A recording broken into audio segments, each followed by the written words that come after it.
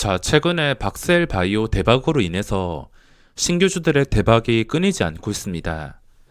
지금도 예전 패턴과 비교했을 때 분명 과열 상태이긴 하지만 저는 지금 신규주들이 다행이라 생각하는 게 다 같이 똑같이 움직이지 않는다는 것입니다.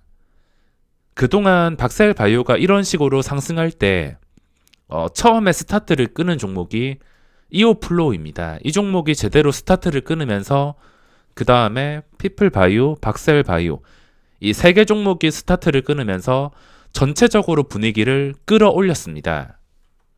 그래서 이것들이 테마를 이루어서 상승할 때 다 같이 상승하고 또 고점에서 한 번 휘청일 때 다 같이 떨어지긴 했지만 또 며칠 사이에 바로 진정되고서 이제 한 종목마다 별개로 움직일 수가 있어서 저는 이 부분이 가장 괜찮다 생각합니다. 지금 박셀바이오 상승률 보면은 이게 또 어떻게 될지 모르는 주식이라서 이게 휘청거릴 경우에 다른 주식에 영향을 주게 된다면 그게 또 문제가 될 수 있는데 지금은 보시다시피 진정이 되고서 별개로 움직이고 있습니다.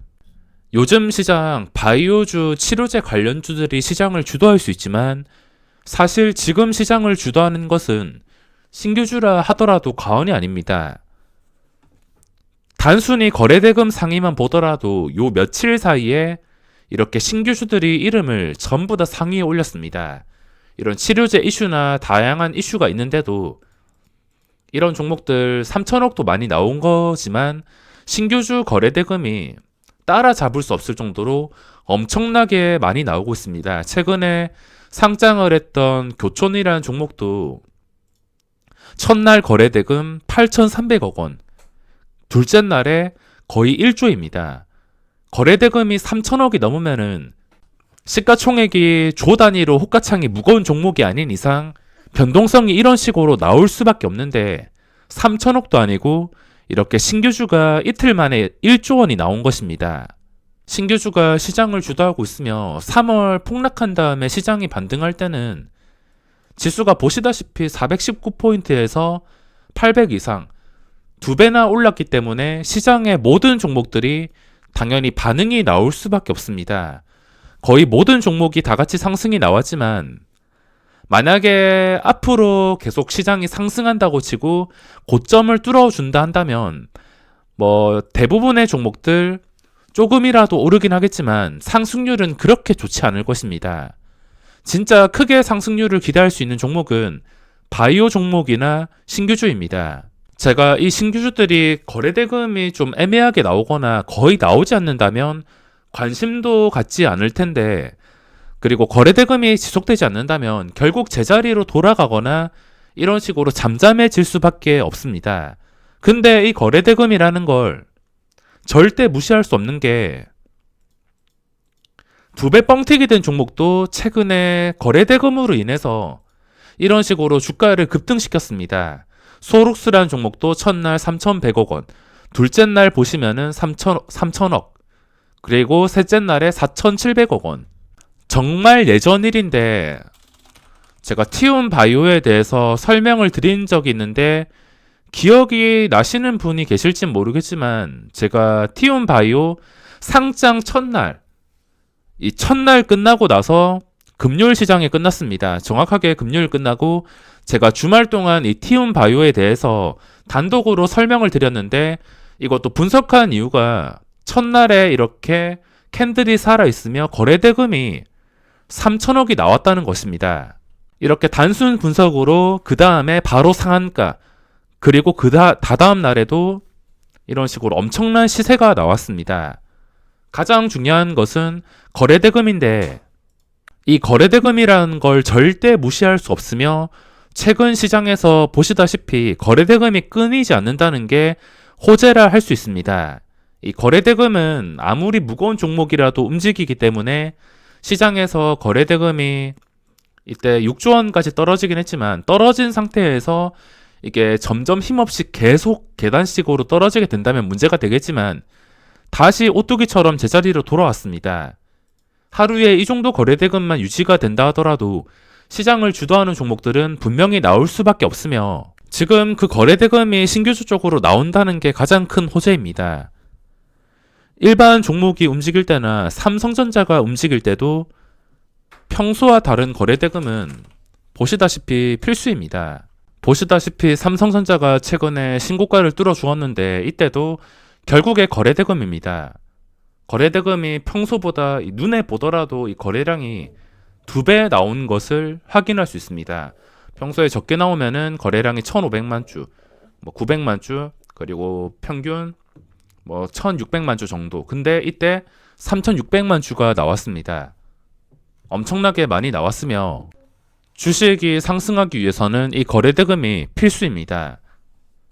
그리고 이 거래량은 또 거짓말을 못하기 때문에 거래량을 정말 중요하게 생각하고 있으며 지금은 주식 열풍이기 때문에 이 거래대금의 흐름이 갑자기 뚝 끊기지 않는 이상은 돈이 몰리는 곳에는 더 큰 돈이 몰릴 수가 있습니다. 신규주는 당연히 얻어갈 것이 많으니까 리스크도 큰 편입니다. 하지만 이것도 계획과 원칙을 가지고 자리를 잘 잡아서 진입을 한다면 리스크도 적어지고 흐름을 읽기도 쉬워집니다. 예전에 이 신규주 원칙에 대해서 설명드렸지만 신규주는 첫날이 가장 무섭습니다. 첫날은 그냥 뭐 아니면 도, 어디로 튈지 모르는 거 그냥 도박하는 거가 똑같습니다. 이렇게 장대 음봉 맞을 수도 있고 첫날부터 대박이 날 수도 있고 근데 대박이 난다면 또 쉽게 주가가 오르기 때문에 이 맛을 못 잊어서 그 다음에 상장하는 거 노렸다가 그대로 시초가에 넣어서 이게 원하는 대로 풀리지 않을 경우에 그동안 벌어놨던 거 다 날리거나 한 방에 또 손실이 커지니까 여기서 손해보고서 내동매매로 이어져서 최악의 상황이 반복될 수가 있습니다. 그러니까 첫날에는 이 시초가에 진입하는 것은 굉장히 위험하며 제가 최근에 설명드린 비중 조절, 이 비중 조절을 잘 하셔야 됩니다. 진짜 내가 들어가고 싶다면 제가 말릴 수야 없겠지만 한 방에 주가가 10% 미끌렸을 때 내가 감당할 수 있는 금액이어야 됩니다. 내가 감당할 수 없는 금액에서 10%가 날아가게 된다면 그 뒤로 내동매매를 하거나 그걸 복구하기 위해서 무리하다가 계속 계단식으로 손실이 난다는 것입니다. 그렇기 때문에 진짜 들어가고 싶으면 시초가가 뻥튀기 되지 않은 상태에서 비중 조절을 해서 들어가야 됩니다. 제가 최근에 상장한 TNL 당연히 안 들어갔습니다. 2배 뻥튀기 되었기 때문에 들어갈 이유가 없었으며 고바이오랩도 마찬가지입니다. 둘 다 2배 뻥튀기 되었지만 네페스아크가 첫날에 30% 정도 뻥튀기 되었습니다. 어쨌든 뻥튀기긴 한데 30%면은 최근에 상장한 것들보다 훨씬 적은 수치이기 때문에 제가 비중 조절을 해서 네페스아크 첫날에 들어가서 20% 순식간에 먹고 나왔습니다. 시초가에 진짜 들어가고 싶으면은 뻥튀기가 안 된 상태에서 비중 조절을 해서 들어가는 게 좋으며 그리고 첫날 공략 방법 중 하나인 VI 이 VI가 중요합니다. 예를 들어서 VI가 장 시작하자마자 상승 VI 걸려서 아니면 이렇게 정적이 안 걸리고 동적이 걸릴 수도 있습니다. 주가 변동이 갑자기 일어나게 된다면 동적이 걸릴 수도 있는데 아무튼 이 VI가 걸린 다음에 이 가격을 유지해 줄 때 들어가서 또 20%까지 올라가는 과정에서 수익을 노릴 수가 있습니다. 쉽게 말해서 VI가 26,000원에 걸렸다. 그러면은 2분 뒤에 풀리는데 2분 뒤에 풀릴 때 가격이 26,000원 이상인 게 안전합니다. 근데 풀렸을 때 가격이 갑자기 25,500원이라던가 풀리기 직전에 갑자기 가격이 다운돼서 25,000원이라던가 이런 식으로 밑에서 시작한다면 매도세가 훨씬 더 강하다는 뜻이 될 수 있어서 차트까지 분봉상 망가지게 되면서 또 시초가나 진입했던 물량들이 한순간에 나오면서 주가가 망가질 수가 있습니다. 그래서 VI가 걸린 가격 이상에서 유지를 해주는 게 중요하고 당연히 돌다리를 두들겨 보고 건너는 게 안전하기 때문에 한번 이게 VI 풀리고 나서 26,000원에 풀렸다고 쳤을 때 한번 미끌렸을 때 한 25,500원 이렇게 매도가 나온다 하더라도 다시 일어서서 26,000원을 어떻게 지켜준다면 그 뒤에 20%까지 가는 과정에서 수익을 노릴 수가 있습니다.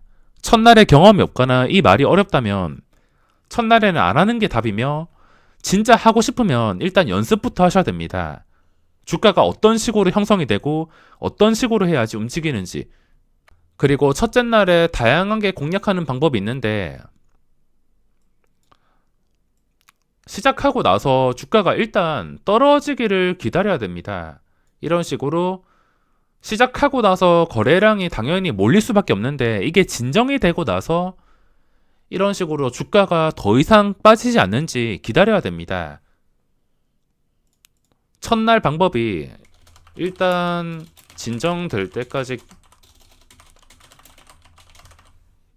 기다렸다가 매매를 하는 것입니다. 당연히 기다렸다가 기본적인 5분선, 그리고 1시간 지나서 3분으로 황금선이 뜰 때, 이거 위에서 계속 주가가 거래된다면 힘이 강하다는 뜻이기 때문에 그때 공략하는 방법이 있습니다. 첫날에는 진짜 자신이 있으신 분들이 아니라면 그냥 구경만 하는 게 나으며, 이제 둘째 날부터 흐름을 읽기 쉬워집니다. 어차피 신규주가 첫째 날에 가격이 형성이 되고, 이 첫째 날 캔들 상태에 따라서 이게 강한 종목인지 약한 종목인지 쉽게 파악을 할 수가 있습니다.